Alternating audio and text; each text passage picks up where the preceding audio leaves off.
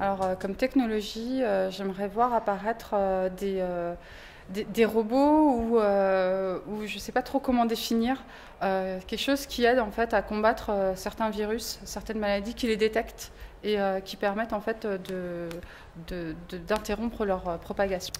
Pas des nanotechnologies, quelque chose de plus avancé, un truc sur la santé qui te permette de régénérer, voilà, type combattre le cancer, combattre des virus type Ebola, parce que c'est d'actualité aujourd'hui. Peut-être que vous connaîtrez plus ça en 2025, mais voilà, ce type de techno-là, plutôt sur la médecine. Alors, d'ici 2025, j'aimerais bien enfin voir apparaître un véhicule entièrement connecté et qui marche à l'eau, en fait, une énergie, en tout cas non fossile. Ça, et avec une technologie complètement connectée sur le véhicule, beaucoup de nouveaux services vont pouvoir apparaître, comme le covoiturage dynamique, l'autopartage, donc toutes ces solutions qui permettent donc d'améliorer le transport dans les villes et ainsi limiter les voitures dans les villes. D'ici 10 ans, pour moi, me balader dans un environnement culturel, artistique, et pouvoir recueillir spontanément, simplement, facilement, un maximum d'informations complémentaires, n'étant pas un professionnel de l'art. J'aime bien ressentir des choses et j'aime bien qu'on m'accompagne et qu'on m'aide pour ressentir un maximum de choses. Donc, je ne sais pas quel objet, je ne sais pas comment je serai constitué dans 10 ans, mais en tout cas, si je pouvais avoir quelque chose qui me propose une expérience utilisateur nouvelle, enrichie, agréable, plaisante. Voilà. Alors mon rêve, ce serait de pouvoir faire des conférences en hologramme et façon Star Wars. Forcément, la culture geek, c'est plutôt Star Wars, donc oui, ça me plaît Star Wars. Donc moi, je rêve dans 10 ans d'un petit appareil portable qui permettrait, si vous allez voir une rencontre sportive, de revoir n'importe quelle action, donc qui vous permettrait d'être à la fois spectateur mais aussi téléspectateur. Il y a toujours un grand qui s'assoit devant moi quand je vais voir des rencontres sportives, donc j'aimerais pouvoir revoir un but, un essai, en choisissant ma caméra autour du stade. Alors je pense que ce qui est très intéressant et dont les objets connectés peuvent s'inspirer dans leur règne animal, c'est la capacité de collaboration des insectes, des fourmis, de plein d'espèces qui sont capables de soulever des montagnes par rapport à leur poids, leur taille, etc. et qui sont capables de réaliser des grandes choses dans la nature. Et je pense qu'avec des petits objets connectés, des mini-drones ou des choses comme ça, on pourrait nettoyer les plages, on pourrait aller sur des zones où il y a des choses à nettoyer et avoir comme ça des nuées de mini-drones, objets connectés qui nettoient la nature et qui collaborent comme ça pour rendre la vie plus belle et plus durable. Alors écoutez, moi c'est simple, on m'avait dit qu'en 2000 les voitures voleraient. Et j'espère qu'en 2025, les voitures vont voler enfin. Ça fait un petit moment qu'on attend. Et je pense qu'on est bien parti pour que ça arrive. Alors j'ai une longue liste, mais il y a quelque chose qui me vient tout de suite à l'esprit. C'est une puce qui me suit. C'est-à-dire, si je mange trop, qui me le dit. Si j'ai des problèmes, qui me prévient. Et c'est un peu mon ange gardien, mon surmoi connecté. Comme ça, je dirais, ce serait un système de vote pour pouvoir voter un petit peu comme les Suisses, mais de manière beaucoup plus spontanée, réactive, en mode 2.0, pour pouvoir, dès qu'il y a une décision à prendre, pouvoir dire oui, non, peut-être, sur tous les sujets, que ce soit de manière locale, dans le quartier ou de manière nationale, pourquoi pas. Moi, ce qui m'intéresserait, c'est de vraiment mieux comprendre mon environnement. On sait, avec le big data, toute cette mouvance-là, on peut arriver à avoir des informations sur à peu près tout. Moi, ce qui m'intéresserait, c'est d'avoir, par exemple, des lunettes connectées, genre des Google Glass ou autres, et qui puissent me renseigner sur ce que je vois, par exemple un arbre, une feuille, un végétal, un animal. Et grâce au big data, pouvoir détecter ça, détecter la forme grâce aux lunettes, et me renseigner sur ce que c'est, quoi. La meilleure compréhension de l'environnement. Quand on parle d'objets connectés, c'est facile d'utilisation, et donc ce que je vois avant tout, c'est un appareil qui permet de visualiser tout ce qu'on veut sans avoir de contraintes physiques et matérielles. Par exemple, la lentille pourrait être un objet connecté qui, pour moi, serait quelque chose qui permettrait d'avoir un accès à l'information sans avoir de contraintes techniques. Voilà, donc la lentille, en effet. La lentille. Alors pour moi, pour ma part, ça serait la ville connectée.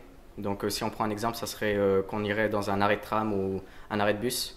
C'est lorsqu'on paye son ticket, recevoir un journal qui serait personnalisé à nous et en même temps un message de la journée.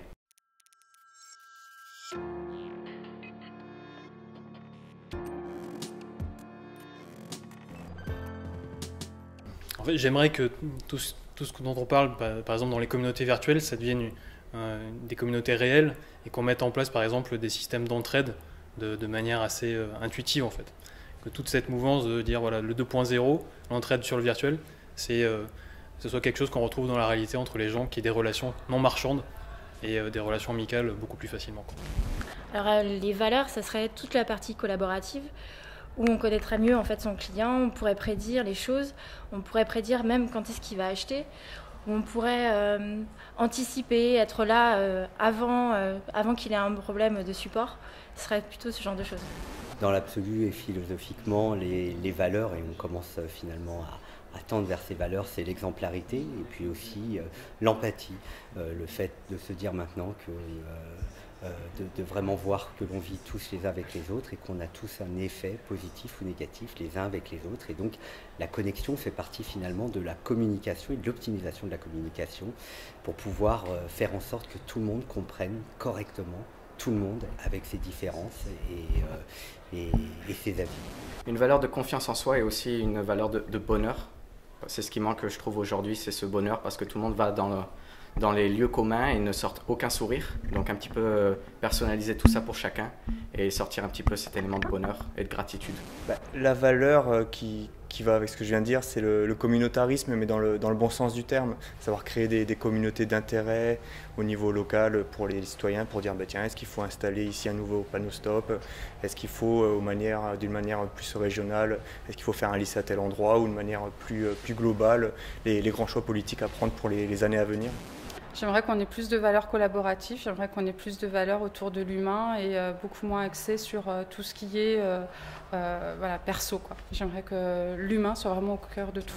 Mais si je reste dans le même domaine, ça permettrait à un large public de pouvoir accéder à de l'art, de la culture, de l'information, mettre tout le monde au même niveau, parce que tout simplement, il y en a qui ressentiront leur propre ressenti, et puis d'autres qui se feront accompagner, qui demain, dans une deuxième visite, pourront exprimer eux-mêmes ce qu'ils pensent aujourd'hui être peut-être bête, avoir peur, stupide, mais en tout cas, demain, ils pourront l'exprimer parce qu'ils ont été aidés une fois.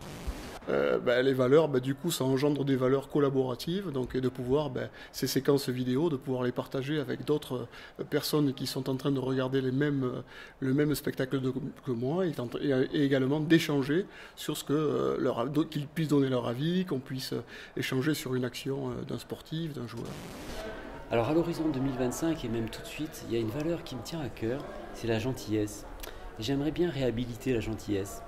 J'aimerais que on lui donne sa vraie consistance, l'importance qu'elle mérite.